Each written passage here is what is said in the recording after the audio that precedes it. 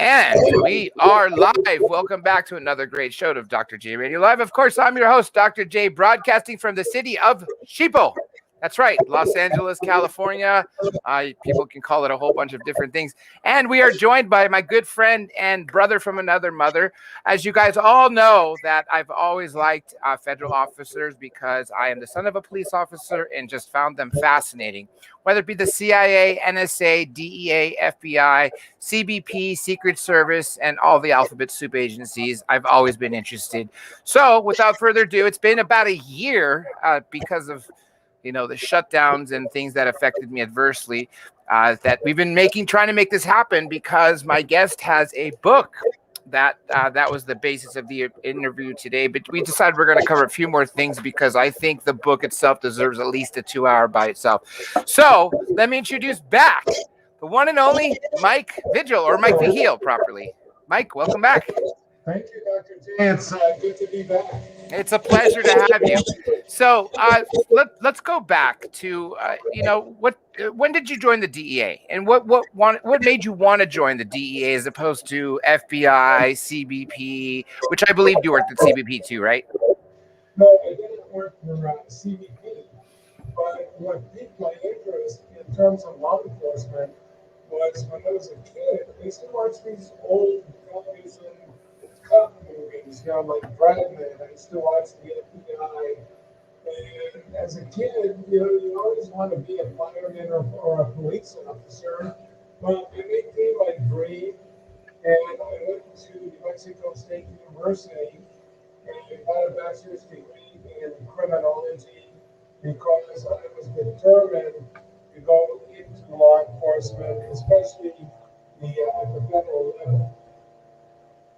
Now, you obviously served many important cases, including you were integral in hunting El Chapo in his first arrest, which was 1993, if I'm not mistaken. That's correct. Chapo was by that time had taken over and created the Sinaloa Cartel. And we knew for a fact that he was using Guatemala as a trampoline for weapons, and then also cocaine coming in from South America. So we knew that he was going there because he had 5 tons of cocaine. Mm-hmm. He had at least a couple of hundred of AK-47s. Mm-hmm. So we coordinated with the Guatemalan authorities. He attempted to bribe a military officer in Guatemala, which made it easy for us to be able to locate him. So he was arrested, and then he was deported, back to Mexico. And I still remember he was interviewed and asked if he was a drug trafficker by the media, and he said no, that he was a bean and corn farmer. But we all knew that he was probably the most significant drug lord in Mexico even at that time. Now, what was it the year that he escaped the first time? Was it not long after 93? Was it 94, 95, or when? He escaped in 2001. So he literally was 8 years before his first escape. That's correct. And he was put in a maximum secure penitentiary in Guadalajara, Jalisco, called Puente Grande. And he actually sent an emissary to the U.S. Embassy to talk to DEA because he was very concerned about getting extradited to the United States. Yeah, explain that for me real quick, because I hear criminals, especially cartels, sicarios, anything in that category, south of the border, all the way down to Argentina, Medellin, etc. They fear American prisons more so than anything else, whether it be death, Colombian prison, or anything. Why is that? Well, the thing is that they fear extradition, Dr. J, because by bringing them to the United States, you remove them from having control over their criminal infrastructure. Mm-hmm. So they can no longer intimidate, they can no longer bribe. And I remember Pablo Escobar saying, I would prefer a tomb here in Colombia rather than a prison cell in the United States. Now, exactly. And Escobar said that too, right? Yes, that was him. That was him that had the quote. But it's not just him, because everybody is basically, saying the same thing. They'd rather be shot and killed, and spend time in their local prisons. I was actually shocked at seeing some documentaries on local prisons, because it boggles my mind that they have people coming in, wives, girlfriends, literally, it's not like they're sitting behind a glass, window with the telephones talking. No, they're interacting. So I could just imagine the smuggling going on. And then I've seen, people that have go and like it's essentially shows like Lock Up Raw, but about Mexican prisons in particular. The gangs run them inside. They got guns. They got, buck knives. It boggles my mind. It's like, what's the difference between being inside and on the street in a prison in South America? Well, the thing is, Dr. J, that you're absolutely right. There's a lot of corruption in these foreign prisons, especially in Mexico. And Chapo Guzman, when he was put into the maximum secure penitentiary in Guadalajara, within 2 weeks, the entire prison guard population was calling him El Jefe, the boss. The boss, yeah. They would bring in liquor, they would bring in drugs, they would bring in women, because yeah, it was also a women's prison. So he would look at some of the female prisoners, and if he liked them, the guards would actually bring him to his cell so he could have sex or have his parties there. So there was no control. And later, Chapo Guzman, as I mentioned, in 2001, paid off the entire prison guard population, and they rolled him out of the prison in a laundry cart, and they covered him with dirty laundry, and they drove him away from the penitentiary.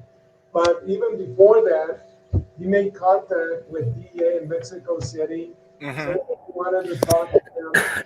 So we sent an agent and an intel analyst to the prison. So they went in there posing as social workers, and they brought Chapo Guzman to a little conference room.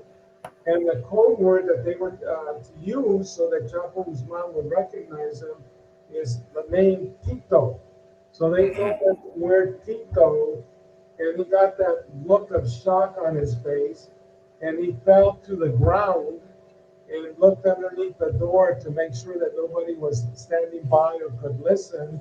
And then he proceeded to tell the agent and the analyst that if they desisted in seeking his extradition, that he would provide, the routes that he used, he would provide names and what have you. But we never did the deal, Dr. J, because we usually trade up, not down. And there's nobody that Chapo Guzman would have been able to give us. Yeah, he's the top of the food chain. He's the top of the food chain. So, who was he going to give us? He was going to give us underlings. So, yeah. We never did the deal. So, after that happened, we decided, it's time for me to make my escape before I'm extradited to the United States. And that's when he, exited the prison, thanks to the prison guard population. Real quick, I'm getting some feedback. People are having difficulty hearing you. I get, because obviously you don't have a microphone like I do. Is it possible you could speak louder and closer to the computer? Sure. Yeah, there you go. Okay. Now, do you think being in Florence, Colorado, ADX Supermax, do you think El Chapo is going to be able to send messages via his lawyers? Because I know he's being restricted. He can't speak to his wife or children or basically anybody outside of his lawyer and is an in-house doctor. And even his wife, what's her name? Emma Coronel. Yeah, beautiful supermodel, by the way. But regardless, she's facing prison time right here in the United States. So do you think it's possible, just like the Aryan Brotherhood do, that they use their lawyers and their firms essentially to pass out messages? So do you think that it's possible that he's still possibly running things to an extent, or is he just finished? He is done. He is okay. Done. He received a life sentence plus 30 years. Yeah. And the ADX, or the Supermax Penitentiary in Florence, Colorado, the prison cells are 7 by 12. They only have a little slit of a window that they can look outside. There's no windows because the prison doesn't want them to have large windows where they would be able to orient themselves and be able to determine exactly where they're at within the penitentiary. Yeah. But no, they would not be. You would not be able to pass information because there's no interaction with anybody. There's no interaction with other prisoners. Emma Coronel was not allowed to visit him. His mother was not allowed to visit him, and the interaction with the guards, Dr. J, there is almost minimal. So he, in a sense, is sharing information. They only let 1 hour a day. Here, I'm going to try to increase your mic sound here. See if that makes any difference. I can't really tell. So I'm just going to count on people telling me they're still saying it's a little hard to hear from you. Okay, now let's talk. Now let's jumping forward. Let's talk about this book. The whole reason, well, at least since we're all going to cover part of it today, let me see make sure everyone can hear it. It's The Land of Enchantment Cartel, written by you. I believe it released December 2019, right? That's correct. Yeah, and you gave it to me last year prior to COVID, and then we were supposed to do it then, and obviously, as you know, that's really messed me up. So this is based in New Mexico, right? That's correct. Most of the activity, it's a fictional book, but a lot of it, Dr. J, is based on my experiences with the DEA. But the name of the book is called The Land of Enchantment Cartel because, as you know, New Mexico is called the Land of Enchantment. Yeah. Is there cartels in Mexico that are founded by Mexican nationals like this? Most of the cartels have representatives, or they use gangs, for example, here in New Mexico. In New Mexico, Dr. J, we have 300 known gangs that operate within the state, and the drugs that come through the state or stay with or are used within the state all come from Mexican cartels. I would have to say the primary ones would be the Sinaloa cartel, the Chapo, Smuggling, and then the ultra-violent one, which is the Jalisco New Generation Cartel, headed by Mauricio Cervantes, better known as El Mencho. Let me ask you something. Currently, obviously, the number one drug on the streets is the opiates, specifically, I think, fentanyl and the heroin. And that's why so many people are dying. There's still debate to this day whether George Floyd died because of what Derek Chauvin did, or was he already in the process of dying because of an overdose since prior to Derek Chauvin being on his back, not neck, folks, on his back, near his collarbone. He was already frothing at the mouth, saying he can't breathe when he was in a police car with nobody even touching him. So that could go either way, but apparently he thought he was buying 2 Percocets. For those people, I would think they do know, it's essentially Vicodin with oxycodone instead of hydrocodone, but it wasn't that. He was actually getting pills off the street that he thought were Percocet, which were actually fentanyl and meth, which is a speedball, essentially, right? Correct. But to be truthful, Dr. J, he did not die as a result of, a drug overdose or the use of drugs. He actually died by Derek Chauvin putting his knee on his neck for 9 minutes. 9.5 minutes, yeah. And the thing is, what I found amazing, and I've been in law enforcement for 31 years. I'm very pro law enforcement, but what Chauvin did was absolutely inhumane. And you had 4 police officers on scene. Yeah. So why did he have to? I've never seen a tactic used like that, where somebody puts his knee and the entire weight on an individual's neck. You know, during my 31 years in law enforcement, I never had to use a HIPAA, a chokehold, but what Chauvin did was absolutely horrific, and it was just clear-cut murder because you don't do those things, and Floyd did not have a weapon, so there was no reason to use lethal force. Yeah, and that's the thing is people were even an off-duty EMT was saying, let's check his pulse. There was no reason to stay on his neck anytime past the point of him being unconscious, even when he was saying he couldn't breathe. But again, that's why he was convicted. Now, but the thing is, Dr. J, is that you have 4 police officers. If I had been the chief of police, I would have fired all of them.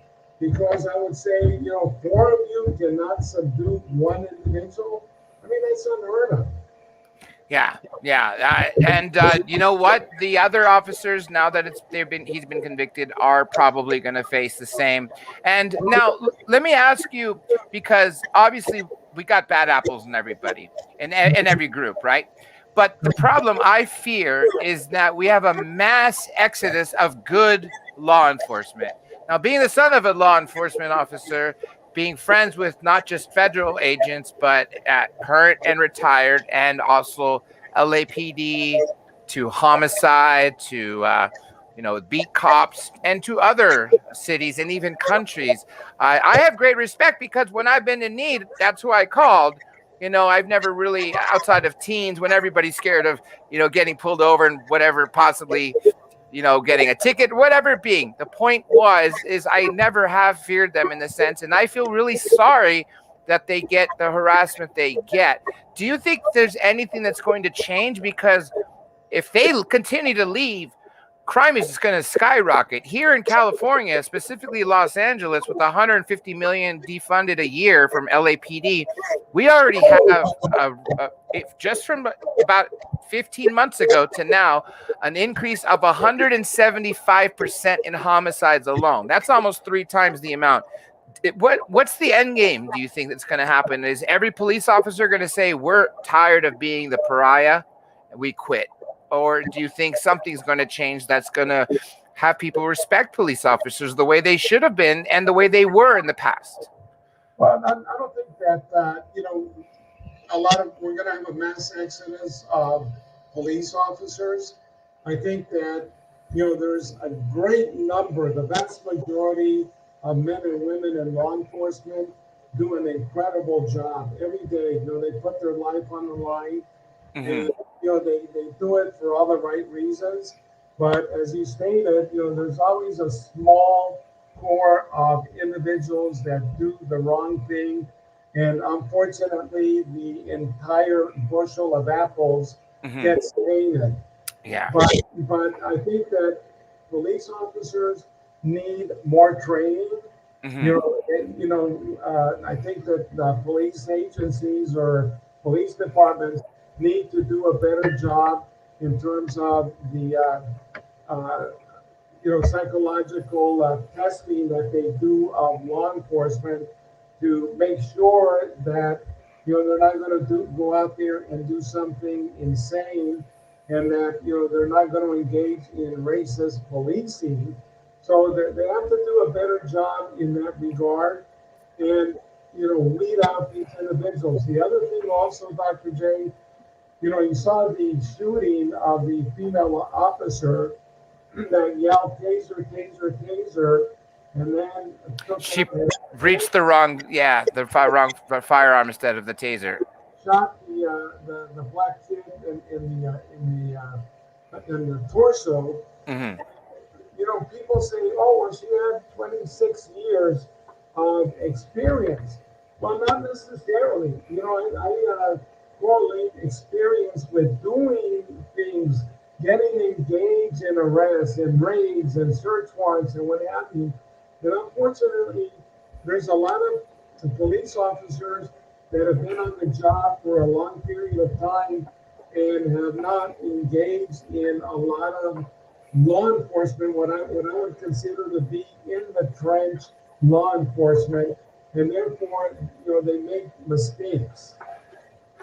Now, 25. First of all, let me give a shout out to everybody real quick, since it's about the time to remind everybody, if you're not subscribed already, please do so, and make sure you leave a comment, not just now, but after the stream is over. Please do share and like these videos. These actually help the analytics a lot, and of course, super chats help. So, of course, I want to thank Alex Oyen for your super chat, and thank you all for the great comments so far. I'll repeat this again near the end. And by the way, if you guys have questions for Mike, please write them in caps. And I know many of you are saying you're having trouble hearing him. Don't worry. In the future, we will fix that by making sure the guests have a microphone, so that's not just web camera that they're getting their info off of. Now, did you ever serve as a local police officer before you went to the DEA, or straight after earning your bachelor's in criminology did you join the DEA? After I graduated from college, that's when I joined with the DEA. I came on at a very early age, and I totally loved the job. It was not the mundane thing, over and over, repetitive stuff. I would get up in the morning, plan strategies, plan operations, work undercover. So every day was a different day. And, I love the adrenaline rush that came with danger. That's what I was also going to say, is obviously I can imagine it being a adrenaline rush, especially when you're working undercover. And obviously it's a very dangerous job. But the best part is you're not in a mundane office sitting all day long doing repetitive work. Each day is essentially an adventure, which is why I could see that the appeal to many of those people who want to join agencies such as yours. I mean, even people who join the CIA, a lot of them will never leave a computer. So I would never want to do that. Absolutely right. Now, this is an important thing. I want everybody to know this legally, because everybody talks about the CIA being involved in the United States operations, Operation Mockingbird, which was a real project, which was to influence mainstream media, which I think with all this woke CIA commercials that just came out yesterday or the day before, it's the same thing. But Mike, I know you're going to be able to clear this up, because a lot of people don't realize that the Central Intelligence Agency cannot operate inside the domestic borders without a domestic agency attached.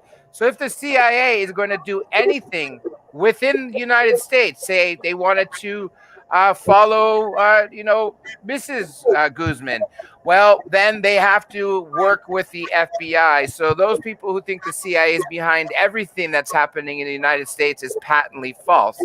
So did you ever have an interagency task force that involved the CIA that you were involved in? No, we really didn't work a lot with the CIA, even abroad. Mm-hmm.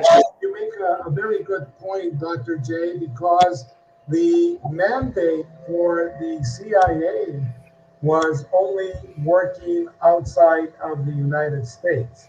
I did work with them when I was assigned to Mexico, to Colombia, and other foreign countries, but I never really worked with them because they were so secretive that they would not even share the most ridiculous information with you. So I really didn't have any interaction with them. And a lot of times they would come up with things that I would have to shake my head. I remember being at a restaurant in Mexico City, and one of them calls me and says, well, can you come over to the embassy? I said, well, I'm meeting with people here. So he says, I'll drive over there. And he comes over and whispers in my ear, and he says, there's going to be a load of coke going from Juarez, Mexico, into El Paso, Texas.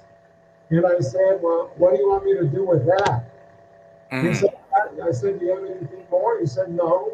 And I said, well, you think I'm going to call customs and tell them there's a load going through the border? And I say, there's probably going to be 100 loads. What do you want us to do with that information? So they would get things like that were, pretty much worthless. And they're still that way, like I said, as you know, I've spoken to a lot of federal agents, and yeah, I consider them honest with what they tell me on the phone, but even then they're limited, and I have to, always wonder, am I getting the truth, or is it just something to blow me off? And then when I put them on an interview, oh geez, it's like they're only saying 10% of what they would tell me on the phone, but even that is enough. Now, I want to ask you something which is not necessarily related to the DEA, but I'm assuming, being retired chief of international operations in the DEA, I'm assuming that you know other people who once worked for the federal government in other agencies, like you mentioned, that task force with the CIA. Do you still in contact with any of them to this point? I do. I still maintain my contacts with a lot of law enforcement agencies, such as the FBI, alcohol, tobacco, and firearms. But probably even more so, Dr. J, with security forces in Mexico that I used to work with, some of the generals in Colombia, in other countries, and I get along really well with them, simply because during the time that I was assigned to these foreign countries, I learned very quickly that it's personal relationships that make all the difference, because a lot of law enforcement, U.S. law enforcement, would go work in these countries and they would only deal with foreign counterparts on a professional basis. They would go visit them for, maybe an hour or so every few days. I would go have lunch with them. I would have dinner with them. I would invite them to my house. So they would give me anything and everything that I wanted, and they never compromised any of my operations or investigations. Now, this next question is, chances are you won't be able to say yes, but I have to ask anyway, because we're going to be working on a documentary soon, and I know I could ask you this after, but I have a feeling that people here would want to know. We're basically going to be talking about the secret space force, and I know that the DEA doesn't really would know anything about it, but I would assume that other agents would know. Do you know anything about the secret space agency or space force that we wouldn't know? No, I don't, Dr. J. Now, let's talk more about the. Ooh, I don't know if that's me with echoing or what. Let me see if I could fix that for a second here. So hopefully, okay, I don't know how. Anyhow, let's talk more about the book, Land of Enchantment Cartel. What is. Tell people, give the synopsis and why they should buy it. I know you mentioned that it's a fictional. It's based on, essentially your life, and I mean, even chapter 1, which was a really interesting, the mutilated bodies, which I know happens, I think every day, if I'm not mistaken, by the sicarios against rival members or even family members of their rivals, or sadly sometimes innocent citizens, just to send a message. What spurred you to write the book, and was there a specific incident that was the time when you said, okay, it's time to put it to paper? Well, the thing is that, I like to write these books in order to educate, the American public, because a lot of people really don't understand what's taking place, within the drug trade. And I think that this novel really brings to light, how the different organizations in different countries work together to smuggle drugs, to eliminate rivals, and there's a lot of violence. And the book starts off with the Zetas, which were an actual cartel in Mexico. That's right. They're dealing drugs, and then all of a sudden, you have a faction that breaks off from the Zetas, and they come to New Mexico and settle in the state, and they're going to use New Mexico as a base of operations. So, all of a sudden, they start beheading people. There's severed heads that are in Old Town Albuquerque, for example, in Santa Fe. But then there's also ties to Middle Eastern money launderers. There's ties to the Sendero Luminoso, which was a very powerful terrorist organization in Peru. So I want people to know what is taking place because most people they think that when they see a television program and they see a SWAT truck coming up to a house and they run into the house and then somebody comes from a bedroom and they show a lid of grass and they say, boss, we hit the mother lode. Well, that's not the way the drug trade works. The drug trade is multinational. These cartels are generating billions of dollars of money. So the Land of Enchantment Cartel basically talks about all of this and it gives the reader a very good idea of how cartels work, the violence that they generate, the tons of drugs that are funneled into the U.S. consumer market. So it's a very fast read. It's a page turner, and I think that people will enjoy the characters in the book. So I highly recommend it. Now, let's go back, talk about Los Zetas. I've heard of the Los Viagras and Knights Templar, the Templarios. And then, of course, I've also heard of, I'm blanking out his name, but he started the Auto Defenses group. Can we go back and talk about what was the first cartel that broke off to be Los Zetas and something else? Or was it Los Zetas that broke into the Templarios and the Viagras? Or can you just give the breakdown of the cartels starting maybe 10 years ago to currently and included the auto defenses? Let me start from the 1980s. In the 1980s, there was only one cartel. Mm-hmm. That was the Guadalajara cartel, headed by Miguel Angel Félix Gallardo. So this is Mexico. We're not talking about the Medellin in Colombia. This is Mexico. And there was the leader was a guy by the name of Miguel Angel Félix Gallardo, who used to be a former state police officer in the state of Sinaloa. And then you have Rafael Caro Quintero, you have Ernesto Fonseca Carrillo, and they were extraordinarily powerful. They were primarily dealing in cocaine that was coming in from Colombia. But things started to go awry for them when they kidnapped and killed Kiki Camarena in February of 1985. So we started a worldwide manhunt for these individuals. I was able to capture their source of supply in Cartagena, Colombia, a guy by the name of Juan Mata Ballesteros that was a Honduran. And this man was the biggest employer in the country of Honduras. He basically wanted to pay the national or the debt of Honduras at one time. So I captured him in Cartagena, and I was, he was pointing a gun at me. He fell between two walls, and I was getting ready to shoot him. And he said, no, don't shoot. I can get out of jail, but I can't get out of a tomb. So he offers me $3 million if I were to release him. And he said I'd have the money there in 20 minutes. But, obviously I'm not going to accept bribes from any criminal. But he later escaped from the Picota Penitentiary in Bogota. And the cartel started to basically be dismantled with the captures of these individuals. And in 1989, the main leader was apprehended, Félix Gallardo, in Guadalajara, Jalisco.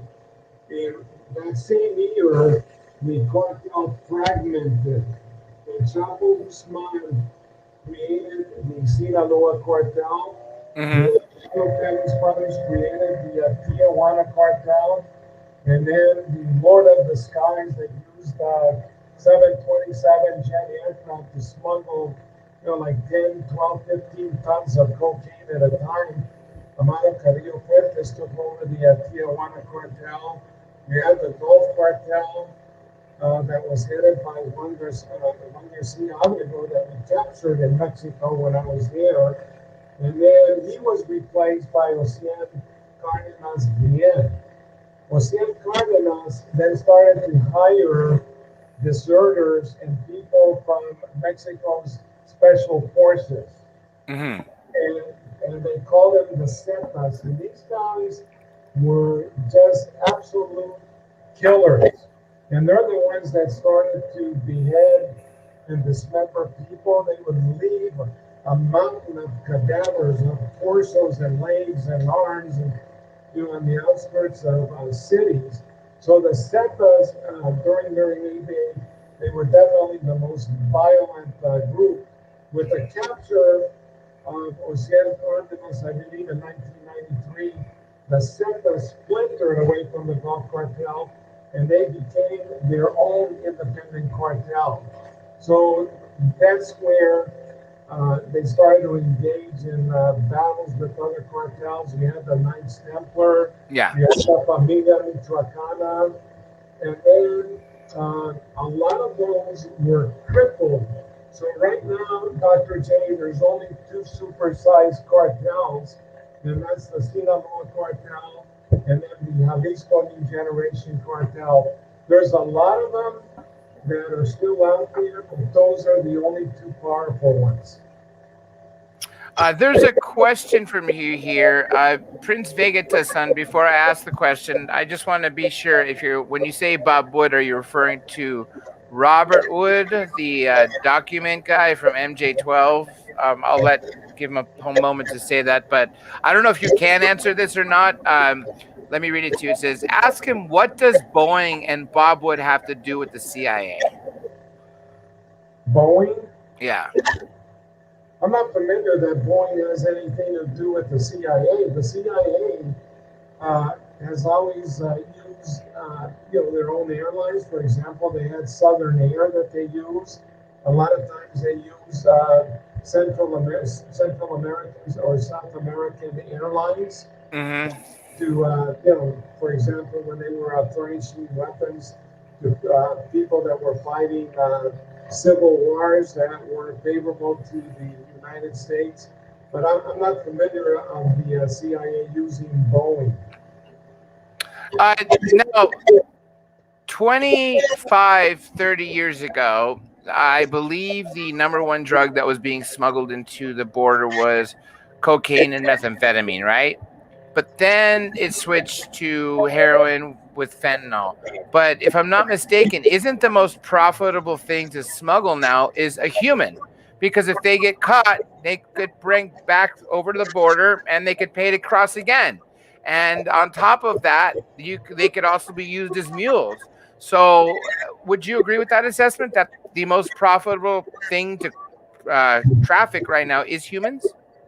Not necessarily, Dr. J, simply because a lot of these individuals come from poverty from the Northern Triangle, consisting of Guatemala, El Salvador, Honduras, and then a lot from Mexico. So they don't have a lot of money. They really don't have a lot of money. So what is most profitable for the cartels right now are synthetic drugs. And those two synthetic drugs are methamphetamine and fentanyl. At one time they dealt heroin, marijuana, but here's the problem is that there's aerial fumigation that takes place in a lot of these countries, so they run a great risk growing these crops. Now, keeping them destroyed. Why would they even bother to bring marijuana over again? Because I do know that Mexico legalized it for medical, and I'm sure recreational is around the corner, but I just can't see why they would waste the time and space and weight of that, considering most states have, if not legal, recreational, they have medical. So why are they still smuggling pot in the country?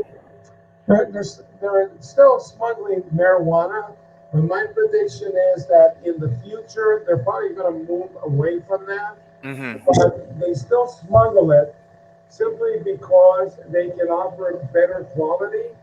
more variety, and undercut a lot of these legal dispensaries. In what is it now, about 24, 25 states that have Hmm. legalized marijuana. So they can undercut the prices. And at the same time, a lot of the users, they look at these cartels as being more reliable. There's a question here for you. This is from my good friend Rockstar, and I think I know the answer. And the question goes: is cocaine worth more than a human in pounds? To the By, cartel, obviously. by far. Yeah, yeah.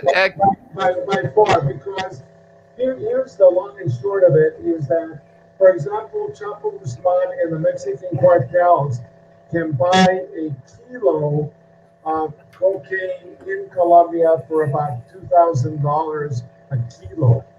Now, once it crosses the border, depending on the geographical area, you could be paying anywhere from 25 to $40,000. Now, isn't the price go even higher when it's like north, like say New York, Maine, Illinois, etc.?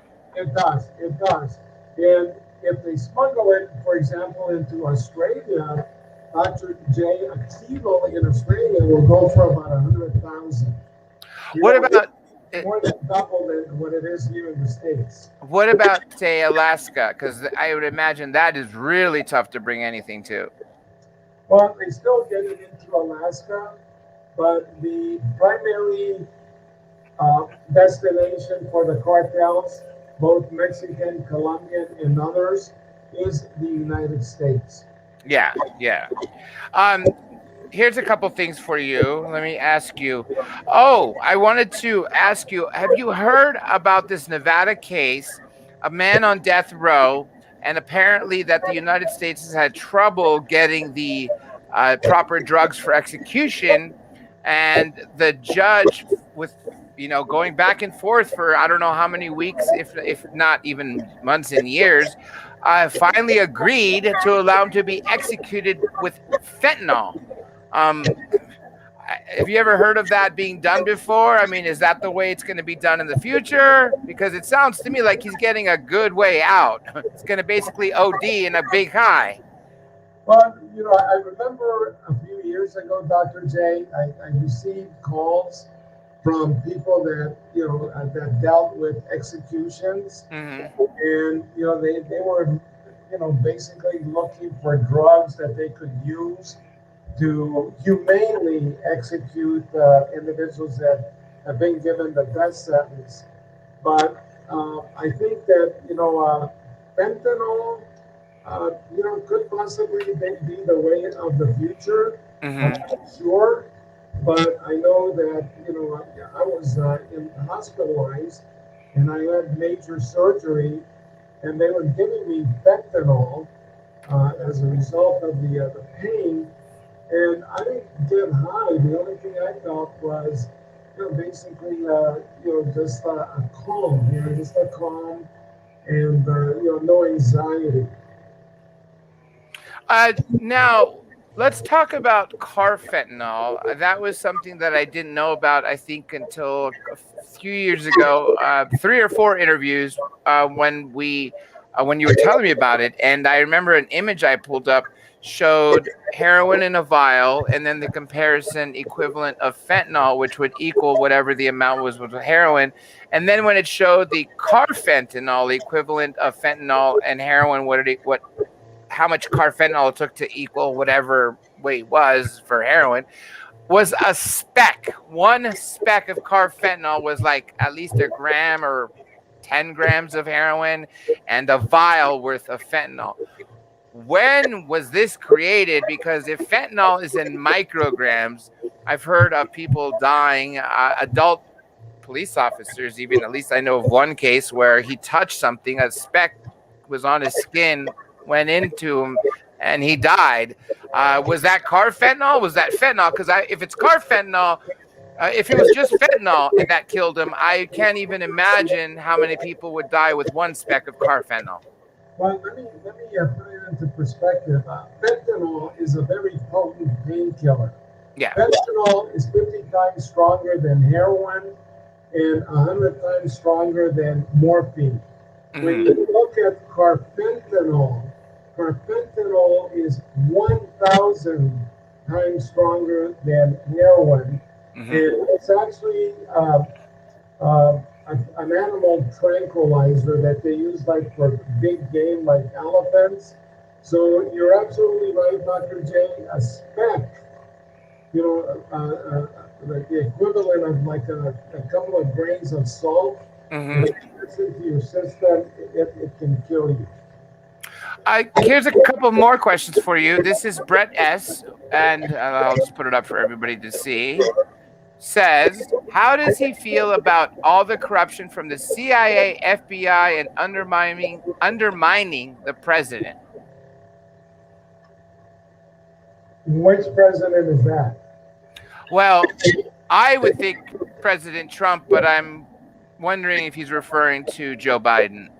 Well, the thing is that uh, I think that there's so many forces out there. I don't know if it's the FBI or if it's the CIA or whatever, but there's so many forces out there that undermine, politics, especially when politics, are trying to do good for the country. And Yeah. I think that, whether it be an intelligence service or a law enforcement agency should stay away from politics. Obviously, if it deals with the investigation of a corrupt official or what have you, that's a different story. But we should let the politicians do the right thing and hopefully do the right thing Hmm. and do what is best for the country. How do we stop said corruption? Is it possible to even do so? I think that what we have to do is we have to eliminate impunity. Hmm. And the only way that we can basically do away with impunity is to have consequences. So if public officials are convicted of corruption, then they should be given commensurate sentences, not a light tap on the hand. Because here in the United States, we see a different standard of American justice for different people. For example, Chapo Guzman, he Hmm. went to criminal court in an orange jumpsuit and in shackles, and righteously so. Then you had the Sackler family from Purdue Pharma that probably killed more people than Chapo Guzman with the Oxycontin. addition of OxyContin. That's right. They show up to civil court in a Giorgio Armani suit in a stretch limo, and they pay a fine and they go home. Someone wrote here CIA cocaine import agency, and I have a quick story. I know I'm going to try to get as much as we can in the next 10 minutes since I did promise everybody an hour today. I had a friend, I think he's passed away. He'd had a stroke a few years ago. I haven't spoken to him. He served in Nam as a SEAL in 68 to 69. And after he did a couple tours of duty as a private military contractor. And he said that every mission that he did in Vietnam, Laos, Cambodia, etc., that the person who briefed him or gave him his mission was a member of the CIA. That same CIA officer was the person who hired him to work as a contractor and also gave him his two missions. One mission was from Peru, the other was from Colombia. Both missions involved giant cargo ships full of hundreds of tons of cocaine, and they followed with the submarine and led with the small fishing boat and had the authority to kill and blow up boats that belonged to Coast Guard as long as it didn't attract attention. So say if there was one boat that they could sink and then get away from the scene. Ultimately, they never had any problems because both shipments made it here. And so I basically said to him, are you telling me that CIA's been involved in cocaine? He goes, well, at least one part of them is to fund black projects. And we also know the story of Freeway Ricky Ross. So what's your take on the federal government agency using cocaine as a way to fund black ops? Well, the thing is that, it's a criminal act. Yeah. It is still a crime to do that. And again, sometimes the CIA has done things that are not kosher. Yeah. I know for a fact that, they did smuggle cocaine from South America, and as you indicated, to fund, dark projects or black projects. Mm-hmm. This is absolutely wrong. Here we are within the DEA, and there's other agencies that are combating drugs, and then you have an intelligence agency that knows nothing about drugs, and quite frankly, they don't even know anything about spy for that matter, and doing really insane things to the detriment of the United States. Here's a question for you. It's Cashmore Turbo, my good friend Nicholas Cashmore, who I also want to say I'm glad you're here, and I hope your family's doing well. He asks, how does all the cocaine enter into North America? Boat? ? Government ? A lot of the drugs that get into North America, they come in by boat, by submarine, by aircraft, many times into Central America or directly into Mexico, and then they go up north to the U.S.-Mexico border. And most of the drugs that enter the United States come through the legitimate ports of entry. And if you took a giant knife and you cut across the 2,000-mile U.S.-Mexico border, it would look like a block of Swiss cheese. It's tunnels. Couple more things I wanted to ask you. I interviewed the mother of Ross Ulbricht, Lynn Ulbricht, the founder of the Silk Road. I've also spoken to a few of police officers from Baltimore, at least one homicide detective.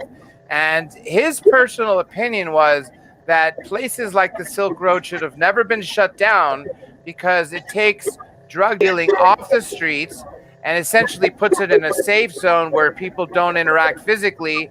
And he said that with that in place, since people are going to do what they're going to do anyway, crime pummeled. So what's your position on having something like the Silk Road as opposed to people meeting drug dealers on the streets in shady areas? And, as you know, 9 out of 10 killings are usually involving drug deals gone bad. No, I don't agree with that assessment. Simply because we have a lot of drug dealers that were using, the dark web to sell quantities of drugs. But, those drugs still have to go out on the street. A lot of those people are buying and selling drugs to distribute on the street. So the dark web is nothing more than a way for them to communicate in a way that's secure. But again, just allowing it to continue, they're basically denying the fact that they still have to distribute the drugs on the streets to addicts, and that's still going to create violence. Now, Okay, Ross Ulbricht is got 2 life sentences without parole, without the possibility of parole, plus 40 years. Several people since then have been taken down, including the largest drug dealer who sold kilos of heroin over time on Silk Road. He was given a 5-year sentence with 4 years suspended. The second and third person who resumed the Silk Road, or the taking over the Silk Road, served literally 3 years or less. So many different people ultimately were convicted, but nobody was throwing the book at him outside of Ross Ulbricht. And what we now know is that was not the first open drug market. Why do you think his case was the way it was for a first-time offender, as opposed to some of the more dangerous people in the Silk Road, such as other people who ran it, people who were selling massive amounts of drugs that killed people. Why such disproportionate sentences? I believe that Albright ordered the death of an individual that he believed was, providing information on his dark web and his trafficking activities, and that's why he was given, the sentence that he was given is because he committed murder. Yeah, well, it was attempted murder because what they used was a DEA agent to make that guy basically look dead. So I can understand that. Let me see what else I wanted to ask you. Well, the other stuff I'm going to actually save for next time once we get some of this audio, video, visual fixed up more. Before I say some things to a few people again, as I did earlier, if you have advice for people wanting to join the DEA, what would you say to them? I would say that it's a great career. It's a very rewarding moment for most people, and I think it's something that would be very appetizing to both men and women. And as you put it very apropos, Dr. J, it really is an adventure. Yes. Let me repeat again what I said to everybody. Remember, if you're not subscribed, please subscribe. Please do like the video, not just while it's streaming, but also after. Leave a comment after the stream is over. All those things help the analytics tremendously to push these as suggested videos. And also, like I said, share it to friends. Have them watch it. The longer you're watching, or if you don't have time to watch, play it on your phone, turn the volume down, and let it play to the end, because these help the analytics. And of course, super chats also help the support. And that's why I want to thank Alex Oyen for his super chat, which is helping me get back to monetization. Couple more things. I've heard for some people that they want me to create another channel because of all the politicians I know to cover world news, and I'm wondering if you all think that is something I should do, because if that's the case, I could focus on one channel being to paranormal, the other being about world news, which would include interviews from future interviews with Mike, CIA, NSA, basically everything else that I've covered in the last 8 years. I'm going to leave that for you fine folk to figure out.